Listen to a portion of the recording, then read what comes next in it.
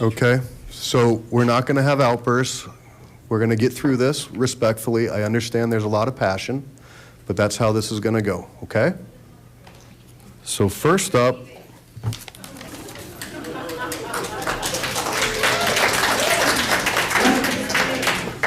okay, so we're going to be done with that, or we're going to be recessing, or we'll ask our police agents to have you step outside. Deal? The police agents? Yeah, they're out in the back. Yeah. You may not have seen All right, so first up, we have From Ward 5. Glenn Judson left. And then if you haven't signed up to speak, please see Mr. Robb. Good evening. Good evening. I was the one who was uncivil, but I would like to say that I felt... Let's get your time started. Thank you. Yeah. I felt that I was responding to a lack of civility towards my friend and a woman I greatly admire, as do many people here, Anita Springsteen. And this is my third meeting. I had not come here before. And consistently, you did not ever acknowledge her and her intentions and her resolutions, and that's why I was uncivil. Good evening. I'm Barbara Millman, 30-year resident of Ward 2. I bet most of you have a dog or a cat or maybe even a bird. You would never abuse your pet or imagine anyone else doing that to their pet. Your indifference, or better yet, hostility to wild birds confounds me. You have approved a gargantuan building that would destroy significant bird habitat at a time when the US and Canada have lost 2.9 billion adult breeding birds since 1970. The largest single driver of the decline of the bird population is the loss of habitat due to development and other causes of habitat loss. Birds are very sensitive to movement and sound. The construction of 777 South Yarrow with loud noises for several years and the eradication of 69 trees that birds use will ensure that many will fail to thrive and die. What is the difference between this and the abuse of a pet? Good evening. Thank you for the opportunity to speak. Being a professional wildlife photographer, I've been photographing Belmar Park for the past 30-some years. And I have seen everything from American avocets, nesting great blue herons, bald eagles, red-tailed hawks, snowy egrets, black-crowned night herons. In the wintertime, you get migratory ducks coming in, such as common goldeneyes, hooded mergansers, redheads, canvasbacks, and they all use that as a good feeding source. And I think what's going to happen is you have that large building there and that big influx of people. These birds may not come back there, and they're going to find another place to nest, or hopefully find another place to nest and feed. But right now, that's such a good spot for these birds. Let's just do everything in our power to kind of protect that. Thank you. Great, thank you. So I have Jed Phillips. I walk in Belmar Park most days of the week. There's another piece, the visual impact on that jewel of a park. As a health professional, I recognize the importance of that park in particular for the mental health of the community. It is a place where people go to de-stress. It is in one of the more concentrated areas of the city. Yes, there are other green spaces and open spaces, some that are even larger.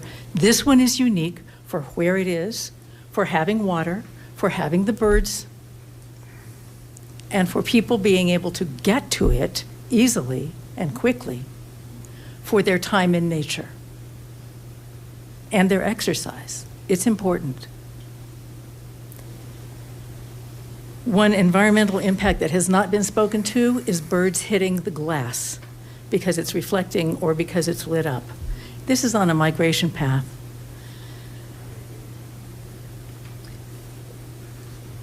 Some have said it's too late in the project to consider public input and potentially denying a permit for the project.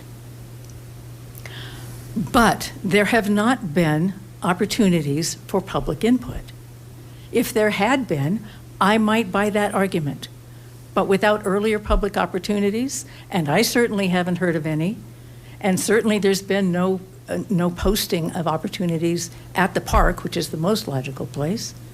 So without an opportunity for public input, I can't see it as too late to consider whether this project should move forward. We need this public input, a full public meeting. All right, Mr. Robb, do you want to read off your list, please? Sure. Mark Kosmanoff.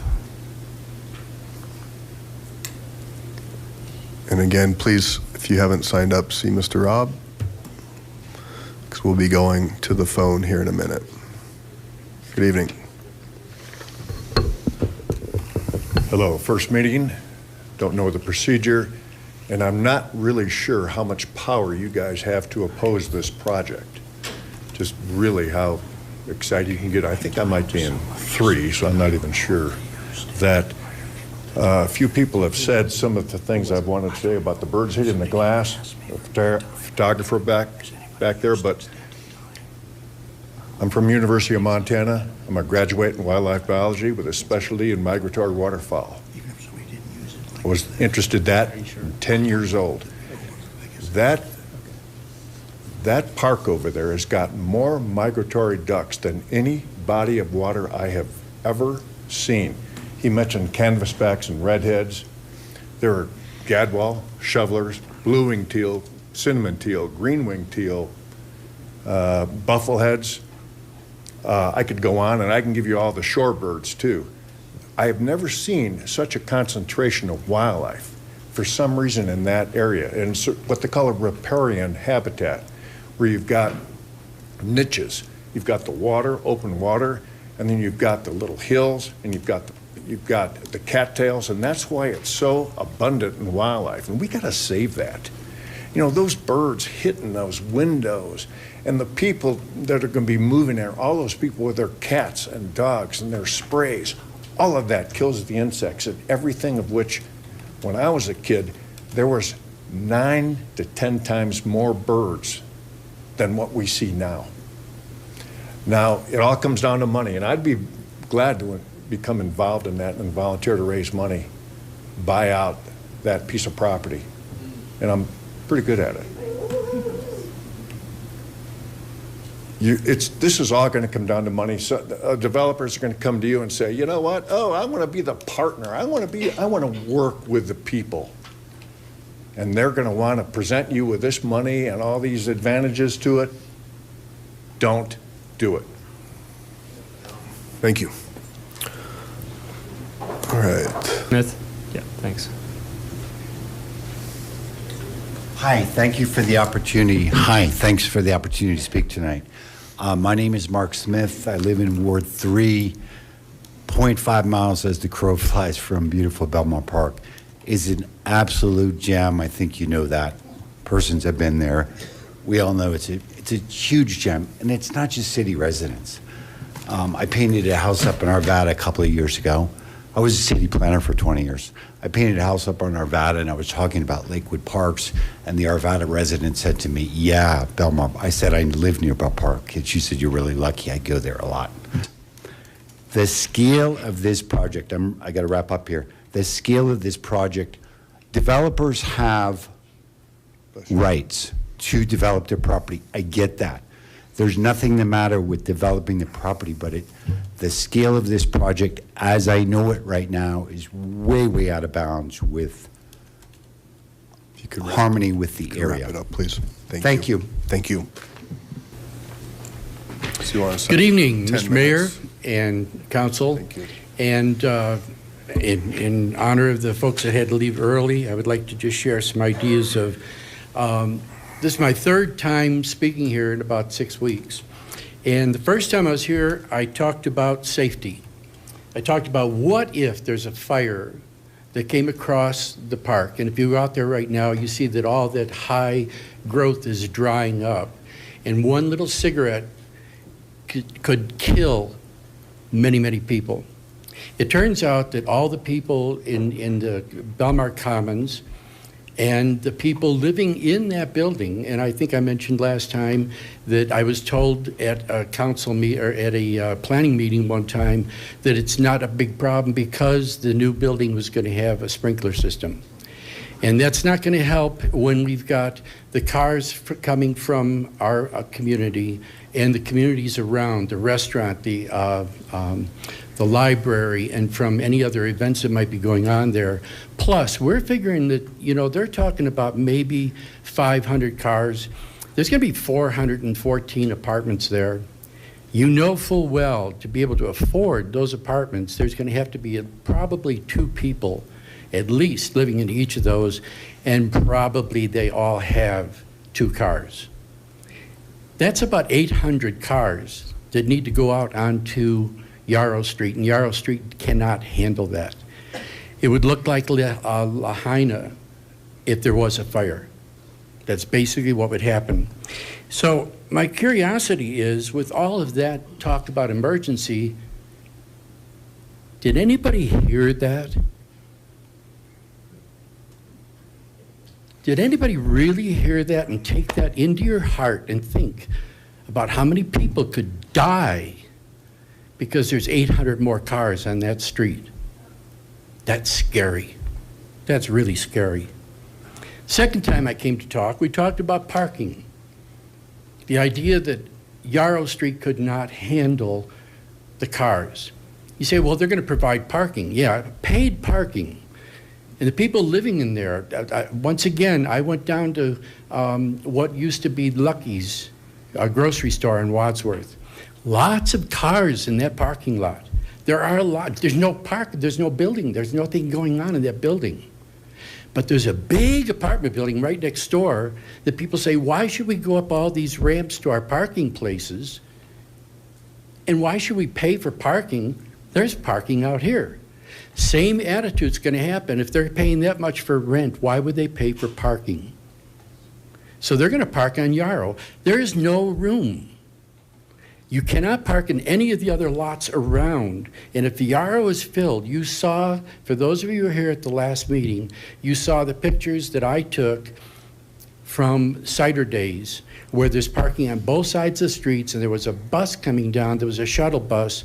There was no way for anybody to get around that. There were even 2 people on bicycles trying to get around that, and it was really dangerous for them to go around that.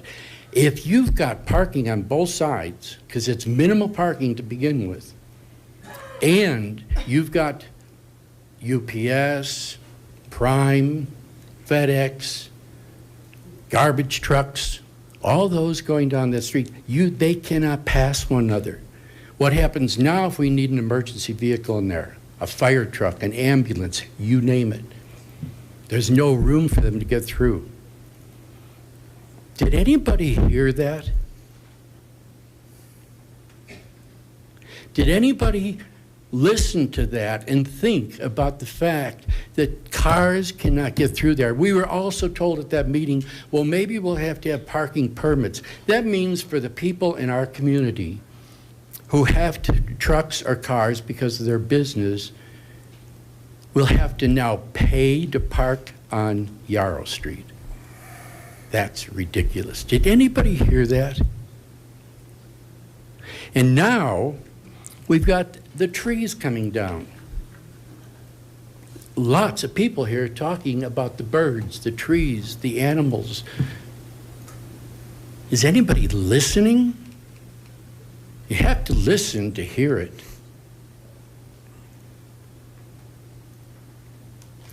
I can't speak for the birds. So I'm going to let the birds speak for themselves. Jay? I'd like everybody in the room to take a nice, deep breath. We're not going to look at finances. Please, please. I'm building here. Take a deep breath, sit down quietly in your chair, and just watch this video. Let them speak for themselves.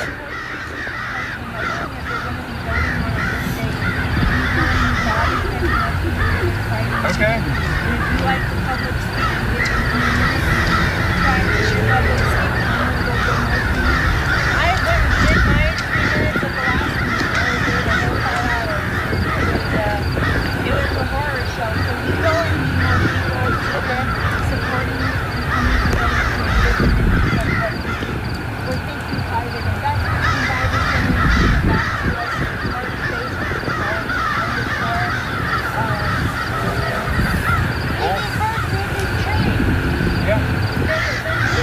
We'll look through everything and we'll talk about it. I appreciate your effort. My name's Jessica. I'm Dave. Okay. Thank you for sharing. I had no idea. Ladies and gentlemen, those are the trees that are coming down if you let it. Are you listening? That's all I want to know. Are you listening? Because you have to listen to hear that. Let the birds speak for themselves. And thank you for the opportunity to share this thought with you. Thank you. Thank you. All right. Okay. Hello, everyone. The last gentleman that spoke on the telephone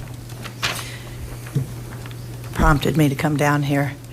I disagree that it's a generational divide. My young children, who are parents, are at home right now because it's a school night tomorrow. They can't come down here and sit till midnight to tell you how they feel. And a lot of the younger generation, including grandchildren, we heard a school teacher here, it's not convenient for them to come down here. So to say that it's a generational divide is absolutely, positively false. And if we need to bring down a bunch of teenagers for you to hear from, or a bunch of 6-year-olds for you to hear from that come over to the school, we could probably do that. But it's not generational. Thank you. Great, thank you. All right, 11:11, public comment is now closed. So we will go into the general business section of the meeting, and I'll turn it over to Councilor Springsteen.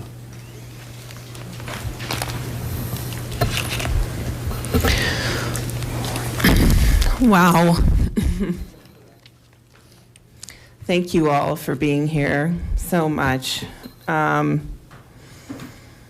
mortified by how you've been treated tonight, that I couldn't even get a vote through to allow you to make public comment at the beginning of the meeting, because what would have been the harm in that? And a lot of people ended up going home. Which is part of their playbook, you see. I've been on council for 4 years, so I know the playbook really well. How to shake off the public, how to make you feel unimportant, how to make you go away and think you can't do anything about any of the things going on in the city. And that's why I proposed this motion tonight.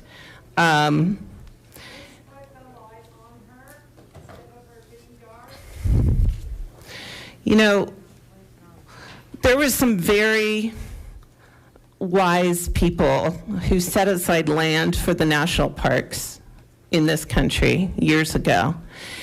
And I see this as that type of thing. There's not much land left to do things like that with. A lot of you were out front of the building protesting tonight. A lot of you came to the community meeting that we held last Tuesday to talk about ideas about how do we fight what seems the unfightable. And then tonight, when the mayor told you not to clap and that he would have police escort you out of this room in a thinly veiled threat to people who are trying to make their voice heard, that flabbergasts me. You should not accept that. To intimidate the public and violate their First Amendment rights to be here and speak and to clap, for goodness sake. I mean, you're not interrupting. and they want to talk about decorum, they're all up here making comments about every single thing I say. That's not decorum. You're last on, I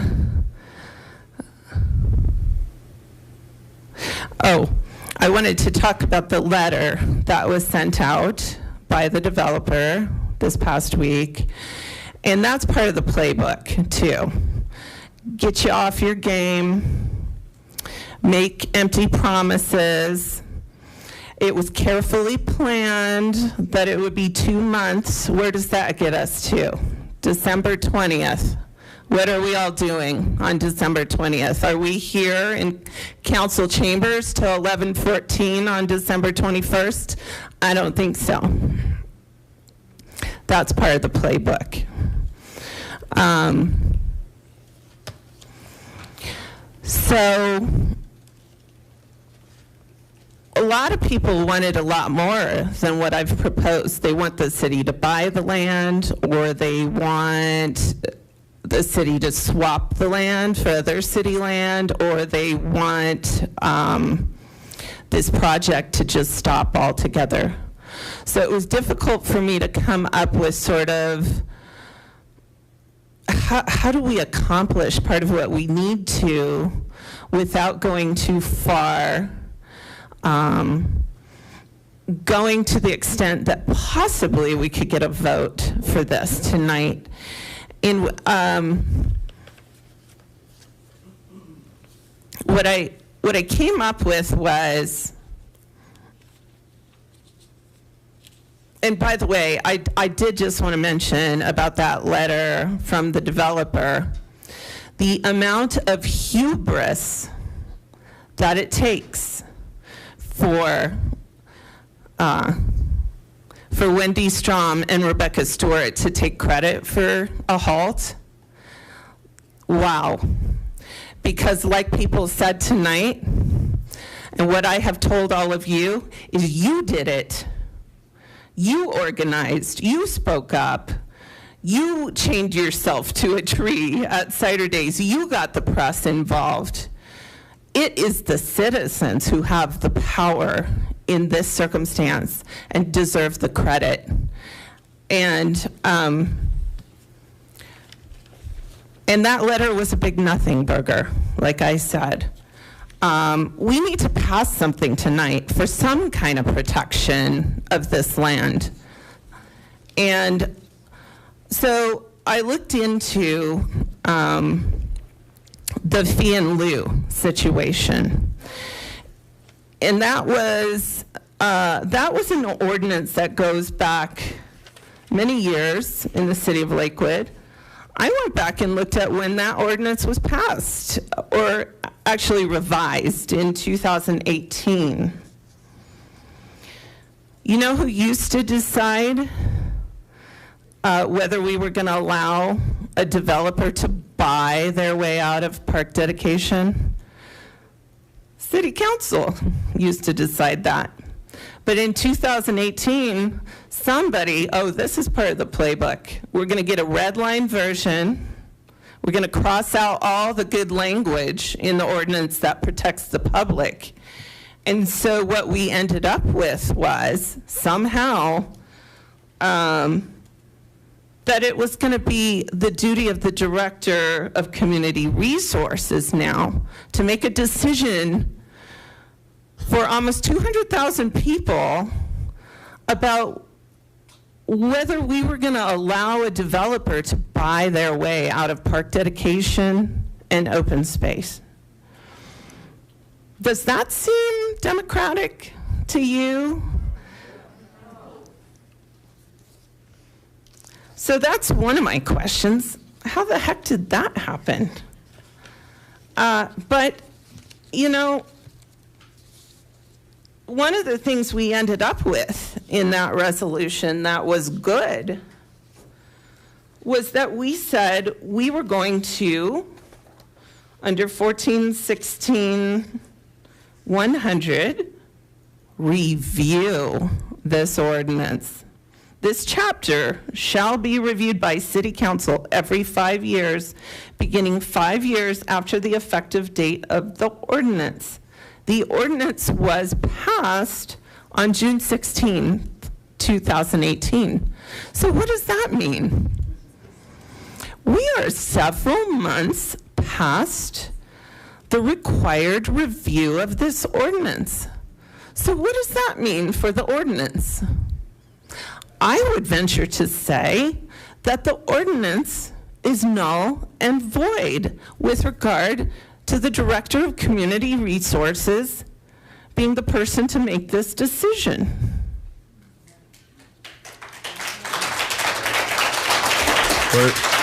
We're not going to do it. We're not going to do it. Okay, we're not going to do it, please. The other thing that was very bothersome to me, because I'm an attorney and I was just helping somebody with their property tax appeal in Denver.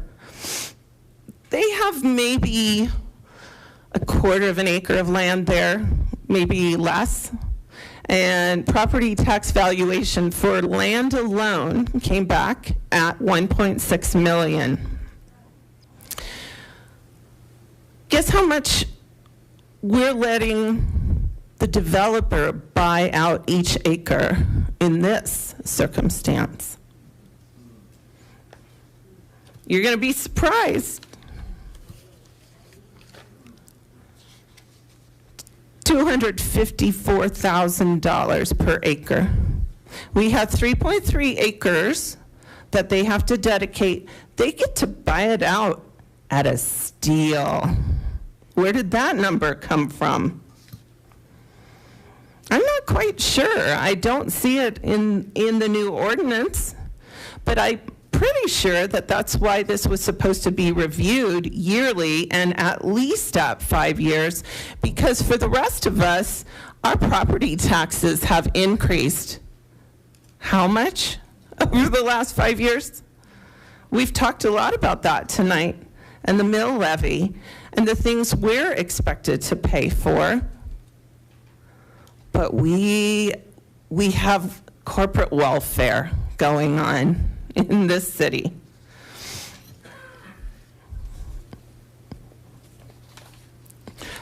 There's actually a statute, CRS 2468-102.5, that allows a local government to adopt a new or amended law or regulation when necessary for the immediate preservation of public health and safety. And we may enforce such a law or regulation in relation to applications pending at the time such law or regulation is adopted. We've had a physician who lives in this neighborhood who's also the HOA board president, say that the increase in traffic on South Yarrow is inevitably increasing the risk of injury or death to our residents. But it's not just that. We have a professor here tonight to speak to the effect this is going to have on the wildlife, an expert in the number of species of birds that come to this area. And I don't care what anybody says, a 5-story building is going to interfere with that, especially when birds are flying into buildings. And I've seen that happen many, many times. I wonder if he knows Paul Johnsgard from Nebraska, who was a close friend of mine and an ornithologist there. And I took him to Belmar Park.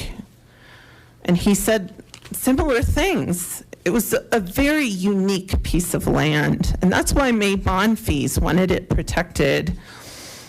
So my thought on this fee in lieu, and staff and other counselors are going to tell you, well, she's trying to create a new ordinance. She's trying to amend an ordinance. She's trying to do all these things that you're not allowed to do. No, I am trying to say that we as a council have the ability to step in when there is an abuse of discretion by staff. So let me give you an example. If a staff member, say, if we found out that they were accepting bribes from a developer, for instance, to allow a fee in lieu, would we not be able to step in and exert our fiduciary duty and say, we are going to direct the city manager to direct the director of community resources that we want them to not take that fee in lieu because they are abusing their discretion. Now, is it not an abuse of discretion to take less, far, far less than the land is worth? Is it not an abuse of discretion to allow a fee in lieu every single time? I have a list here. Every single project on my list says we accepted a fee in lieu of land dedication. Is that somebody using their discretion, or is that a giveaway? And here's the other thing. They are supposed to do things in the public interest under this ordinance. So if this is not something in the public interest, and that is not being considered, is that not an abuse of discretion? So what I'm asking for is for this council to step in and say, hey, staff, even if the ordinance says you make a certain decision, we have the ability to oversee you and create accountability and make sure that you are serving the public interest and the interest of the environment and the interest of sustainability and the interest of wildlife and the interest of mental health. We have the ability, we are your elected officials, to protect you. And that is what I'm asking this council to do, to protect you, to hear you. Now, we're right before an election, you know. It's my last night on council. It's Mary Jansen's last night on council. I am really hopeful to give the community something big tonight that will protect you in my absence. And I'm really hopeful that the people on this dais will back me up on this. Now, the other things I asked for in this motion had to do with those 69 trees. And so if we don't accept the fee in lieu, if we require the park dedication and the open space, I think that that developer can work around those 69 trees. And so one of the other things I've asked for is that we direct staff to have that be part of this site plan, as well as providing at least 2 parking spaces. And some of the things I took right out of our charter, right out of our policies, which is that the development is required to protect and enhance the natural environment and seamlessly integrate with the neighborhood. I mean, we're required to do that. I'm not asking to change something. That's something under our charter already. So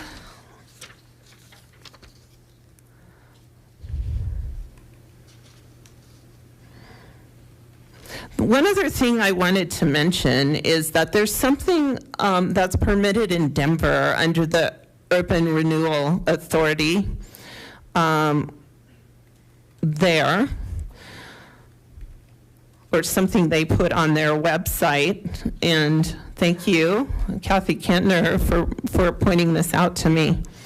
The ability to acquire private property through eminent domain or condemnation when that urban renewal area is blighted and it can be used for a public purpose. That is something we could consider here as well, is eminent domain. And so I encourage the council after me and after this motion tonight to look for other alternatives that make this better and better for the community.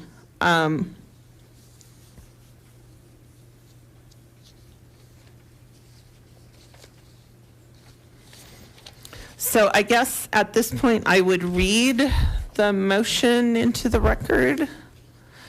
I make a motion that before a site plan is approved, the city manager is directed by city council to direct the director of community resources to require that the developer, Kairoy Properties LLC, or any subsequent owner provide open space and park dedication instead of a fee in lieu with respect to the development of Belmar Park West, located at 777 South Yarrow Street, Lakewood, Colorado 80226. That the developer will be required to work around the 69 mature trees and not cut them down. That the developer will be required to provide at least 2 parking spots for every unit built. That the development will be required to protect and enhance the natural environment and seamlessly integrate with the neighborhood, which will require input from neighbors and citizens, neighborhood meetings, and input from wildlife experts.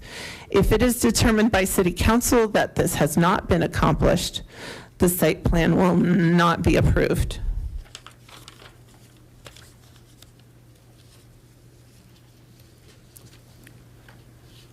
And I just wanted to mention as well, somebody had brought up that it's also in our charter that we have to protect trees that are mature in development plans. So again, I'm trying to keep with what our existing laws are, but create some guardrails to how this development is going to go down. So thank you so much to all of you and all of your efforts. People printing flyers with their own money, people, you know, just showing up and doing all these things. And it is not a generational issue. I've been taking my kids to that park since they were babies. And all of those generations want this park preserved as well. Councilor Matt Guerrero.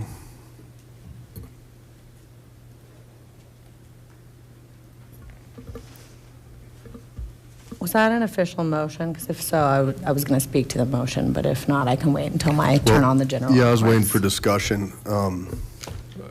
Second, by the way. Well, if that's a motion, I'll second.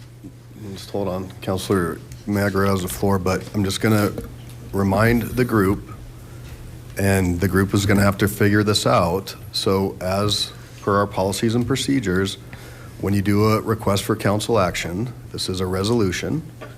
There are a few issues with this, but we can get into the legal.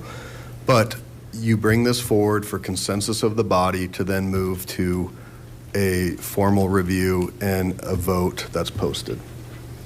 So I'm going to tread lightly. I know there's a lot of community interest, but these are our policies. These are the policies that this council has had to follow since Councilor Franks and Councilor Abel rewrote our policies and procedures. So I need to make sure that this council knows that, and that any direct vote tonight would be in violation of our own rules, because much like Councilor Jansen did a few weeks ago, she put hers forward, and then it was consensus to go on to tonight, and we had amendments that were voted on. Councilor Matt Guerrero, go ahead. Thank you.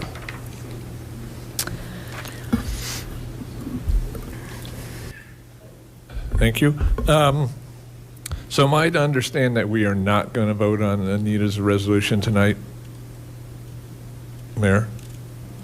Well, our policies and procedures as such would not do that. It would be a consensus to move it forward or not, or change. So we are going to vote on our opinions, let's see, to allow a motion to get the pulse of the council.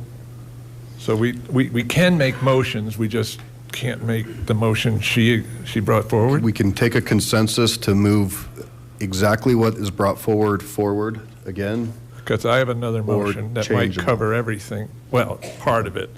And here's what it is. It is City Council, my motion, I move, it is City Council's wish that staff not allow a fee in lieu arrangement for the 777 South Yarrow development.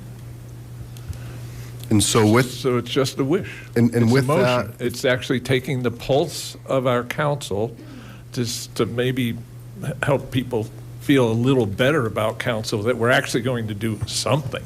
Right. Well, and so the reason why I ask or am engaging there is because when we did the proclamation, there was a proclamation that we did for Save Bear Creek Lake Park that took into account, based upon what their leadership was doing, what they wanted, and what this body wanted to see. We produced a proclamation that's on our website with Katie Gill, who heads it up. Right, I was here. So that's probably the more appropriate, but you could get consensus for that. I think it's a good thing to get at least a consensus, so we'll get at least a feel for what council thinks, and we could actually debate a little bit more. I mean, it's late, but I think everybody that's here wants to stay a little longer and listen to what most of the people here want to say, and so that's something we could debate on right now. Okay. So I have some more lights on. I would need a second, probably. We're not quite to that point on the consensus taking. So I have Councilor Sharzai. Yes, thank you. Councilor Springsteen.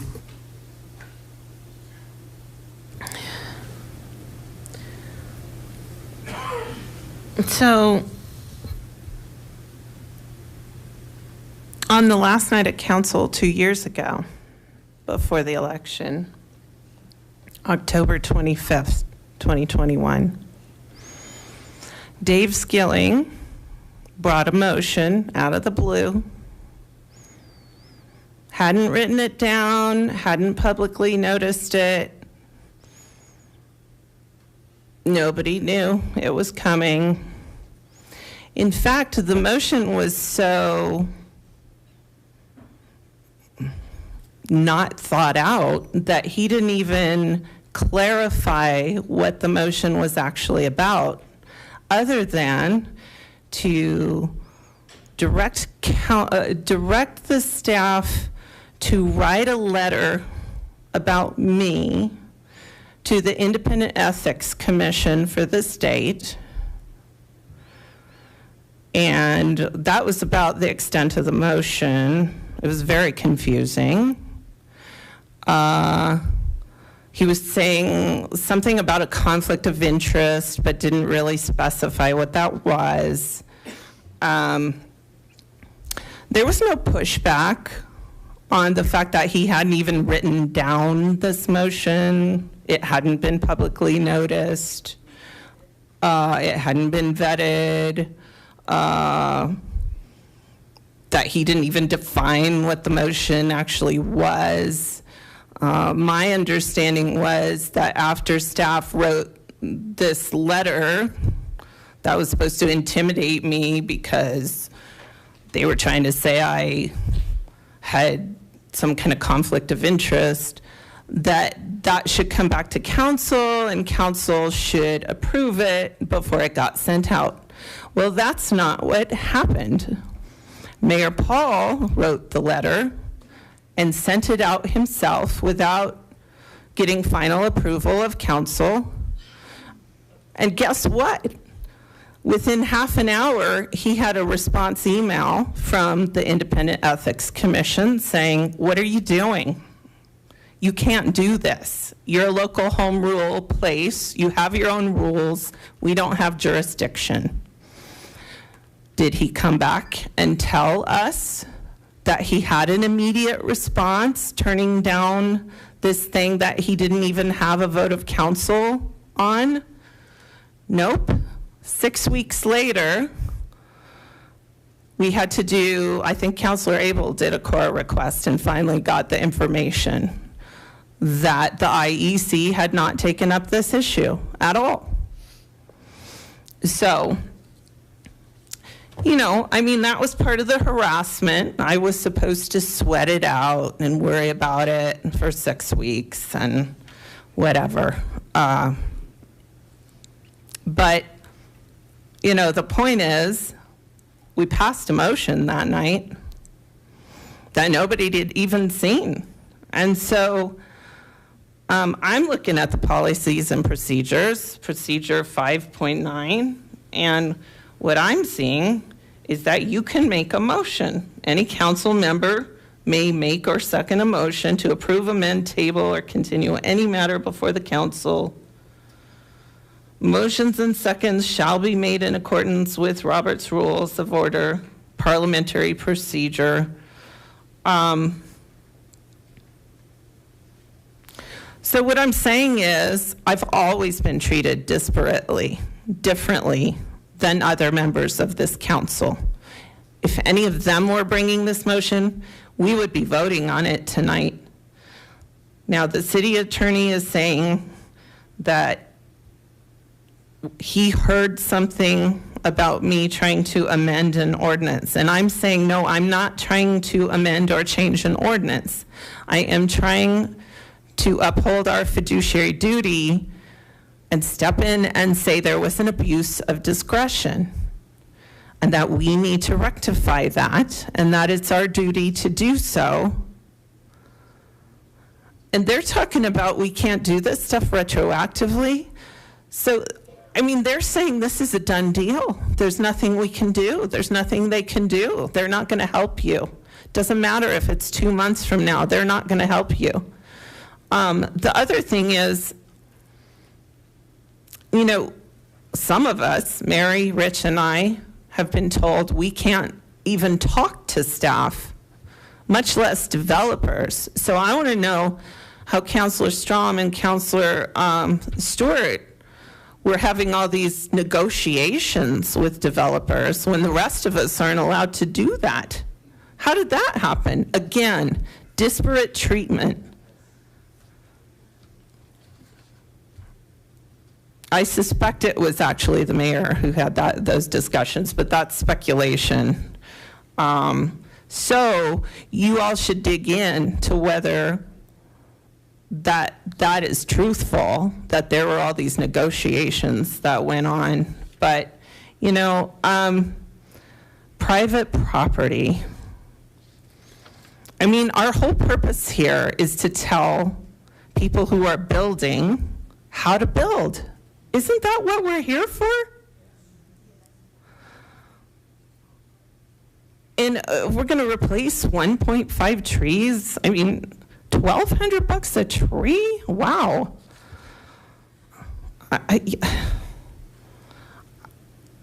I don't even know how you get a tiny tree for that amount of money. This is not an emergency. So when that was said, then I understood the pause to make this so it wouldn't be an emergency.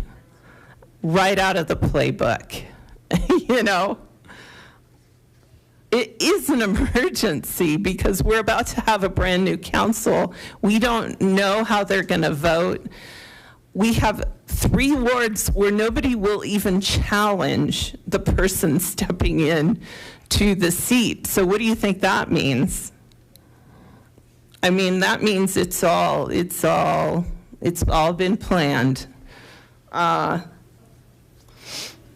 Legal peril.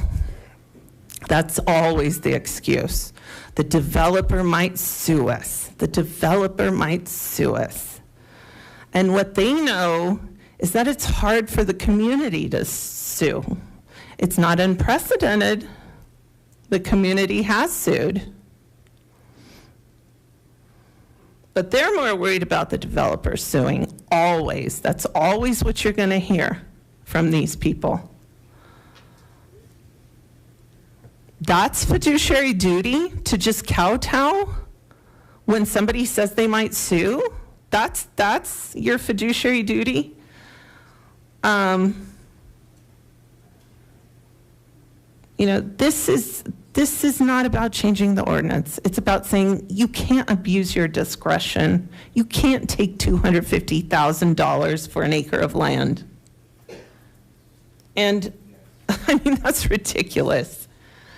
And all of this garbly-gook you're hearing tonight is just that. Why can't they just stand up? All we need is 6 votes. And, you know, this whole idea that that this is not following policies and procedures is just not accurate. It's not accurate. So if that is going to end up being the way we go, and it shouldn't be about consensus. There should be a motion and a vote tonight, not consensus. I don't even see where it says that in the policies and procedures. I have made a motion, and I'm going to appeal the decision of the chair if he decides that we cannot vote on this motion tonight. Thank you. Councilor Stewart. Thank you, Mayor. I'm afraid the mayor just admitted that that letter that the developer sent out really doesn't mean anything, because what they said they were going to do was to pause for 2 months submitting more forms or more site plans, and he just said that they're early on and they're only doing submittals once a month or less already. So a 2 month, when you think of it's coming over Thanksgiving and Christmas, you know, they might not have had anything planned to be submitted anyway. So it could be fluff, but be that as it may, what are we going to do? Are we not going to vote on Councilor Springsteen's resolution? And are we going to vote on my motion? Sorry. I'm going to look for consensus on anything that council wants to move forward tonight. Okay, along those lines, I've made a motion, and it's a weak one. I mean, it is very weak. I mean, all I say is we wish that the staff not accept the fee in lieu at that development. I think it gives you guys the opportunity to actually stand up for something finally, because I've been hearing other councilors say, I'm listening and we need to continue the conversation and let's come together.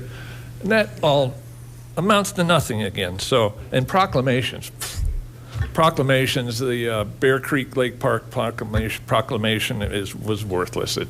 This one will be exactly worthless also. I mean, we could stand up here and say, we don't want you to do anything. We're going to write it down and we're going to read it during council meeting, and the developer's going to take it and they're going, let's see, oh, I could do this, or I could make $20 million.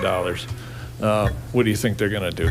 It's a no-brainer for them. It has zero teeth whatsoever. So, and even my motion has zero teeth whatsoever, because I'm just saying that if we pass this motion, the council wishes. Staff doesn't have to follow our wish. There's no, I mean, it'd be nice if they did. But there's no teeth in what I'm doing, but it's at least a hint of what council is up to. And so that's, I'd like to see a second on that and vote on that. Second. Okay, so we're going to do this by consensus in general business. So if there's consensus, and repeat the language. Sure. And also I'd like to point out that Councilor Springsteen's point a few minutes ago was that we do make motions, and we have made motions. We just don't change ordinances with resolutions and things like that. But we do make motions and gets the pulse.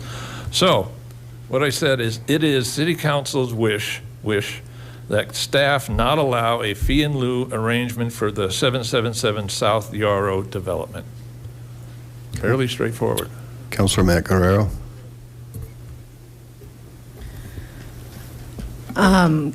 Given that it seems like neither. So who's in charge here? I thought we were. I thought 6 votes were, but apparently we've been told tonight that's clearly not the case.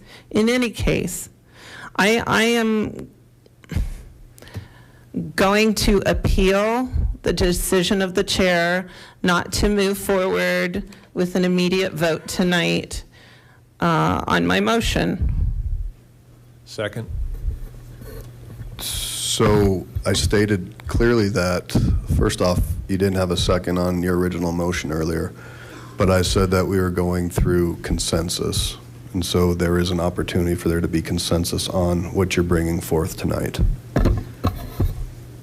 But what I'm saying is I'm appealing your decision that it has to be consensus. I'm asking to move forward with the vote on the motion tonight. I'm appealing the decision of the chair on that issue. Okay.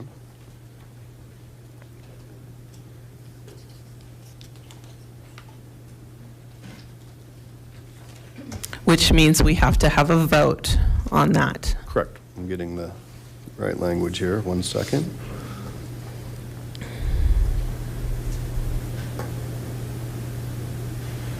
Okay, so my decision on the appeal is in standing practice of this body. We have requests for council actions that are discussed, and if there's a consensus of council to move it forward, it moves forward. And that is my, it's my decision. And so the decision of the chair shall be sustained. So if the majority vote sustains the decision of the chair, then it will be affirmed. So again, my interpretation of our process is that this is a consensus item, and you're certainly welcome to seek consensus to move this forward. So if you disagree with me, vote no. If you agree, vote yes. Can we just clarify one more time what a yes vote and a no vote means on this? Yes, a yes denies the appeal, and a no agrees with the appeal.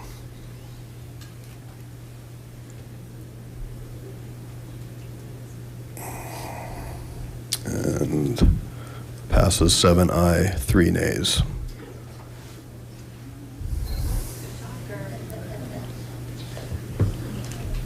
Since you guys are still here, you probably noticed this is a do-nothing council.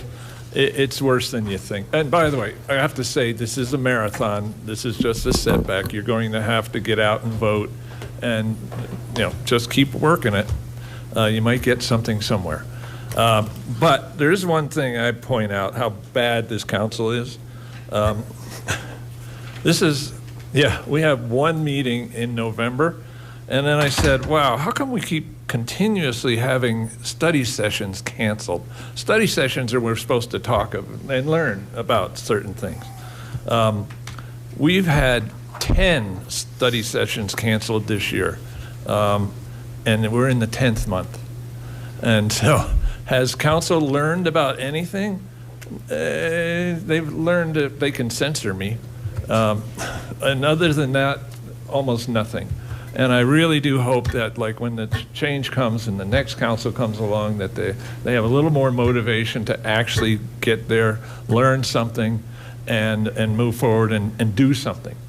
I mean, instead of standing here and say, well, that's a big building, maybe we should do something, and then doing zero. Yeah, this council's horrible, but it's about to end. Councilor Franks? I'll go after Councilor Stewart. No, go ahead. I'll go after Councilor Stewart. I always have to go before her, so I'll go after. Councilor Springsteen, the floor is yours. Please go. Why? So she can rebut me, right? It's her last meeting. Can she not do it this time? One time, can you bend the rules, sir? Lenore, it's her last meeting. Please.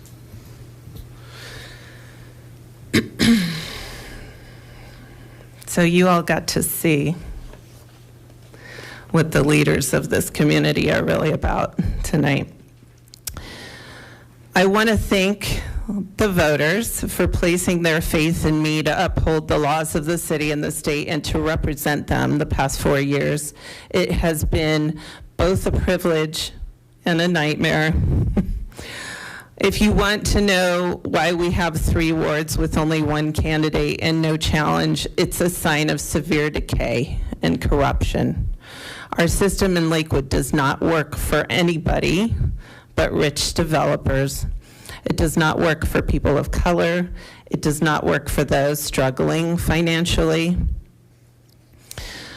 I want to thank my sweet, sweet boyfriend and my wonderful children for all they have had to go through with me these last 4 years, and they have suffered because I have.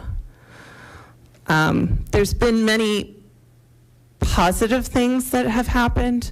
I made many wonderful friends of constituents who are amazing activists and care about our community. I became hard as nails and resilient because I had to, especially having been disrespected by Mayor Paul at every turn. I learned how backward and corrupt our system of local government really is, so my eyes were opened. I found a passion in pursuing social justice issues, civil rights, and equality for people of color, as I've seen how badly those rights are violated daily in Lakewood and Jefferson County. I became the Vice President of Legal Redress for the NAACP as a result, and am planning to open a chapter here in Jeffco. I made wonderful friends of those on council, of people who are actually mature, kind, and driven by community service rather than by ambition or other things. We often, the people I got along with on council, we often had very, very different politics, but supported each other and were kind to each other. And thank you, Rich, Mary, Mike, Charlie, Pete, Ramey. What would I have done without at least having you? I helped a lot of people with a multitude of problems and helped them to organize, and that was a gift. It's been an arduous journey because of nefarious efforts to constantly punish and retaliate against me to get me to resign. I mean, that never ended for 4 years. No elected official should have to endure the type of abuse that I did to merely serve one's community in what's basically a volunteer position. Some of the things I've been through, my life was threatened more than once. My house was vandalized. It's taken me 2 years to put it back together. My career was threatened. My boyfriend was wrongly arrested and maliciously prosecuted and nearly killed by the Lakewood Police Department in West Metro by a forcible injection with ketamine. It was the single most traumatic event of my life. And I will never forget how 20 Lakewood police participated in that torture of somebody I love. I believe this was meant to intimidate me. Shame on all of you and everyone who failed to render accountability for that excessive use of force and attempt to intimidate and victimize a public official into resigning, because that is what happened. People who were close to me or who tried to help me were threatened and retaliated against. Councilor Sherazai, I believe, maliciously put my family in danger for absolutely no reason. I feel that Adam Paul treated me with the utmost disrespect and disdain week after week, never missing an opportunity to silence me or insult me. And I believe the city manager and city attorney went along with what I think were violations of civil rights week after week. I never knew that a male could treat a female in the workplace with this kind of viciousness and abuse in the modern day. or to treat one of the only people of color to ever be elected to city council with such hatred, or that other women in positions of power would sit back and allow it to happen. Kathy, Allison, Wendy, Rebecca, Sophia, Jeslyn, Sharon, Barb, shame on all of you. I want to mention Charlie Abel, as he could not be here to take a bow. He served this community for so many years with such passion. He helped so many people. Thank you, Charlie. I also want to thank those of you on staff and with the police department who were professional and civil and kind, and who were not the ones always scheming against council members. Especially Jay and Missy were people that I appreciated a lot. Please continue to follow my efforts. I put together a YouTube channel, Justice Law Firm, at Lady Justice Law, and I'll continue to address issues of justice, government, and law with podcasts and commentary. I already have a career as an attorney. Politics is not my career. So I look forward to going back to helping people without all the walls being put in my way all the time. I want to say that it's my opinion that this city will never have a chance of going the right direction until we have new leadership on staff. And I was going to go into more detail on that, but that is the truth. We need changes, and we need a breath of fresh air in this city. And I hope that comes along, and I hope that you all get what you're looking for somewhere down the road, because what they told you tonight is you got nothing coming. So thank you, all of you. Councilor Stewart, you know that we'll be pausing on any future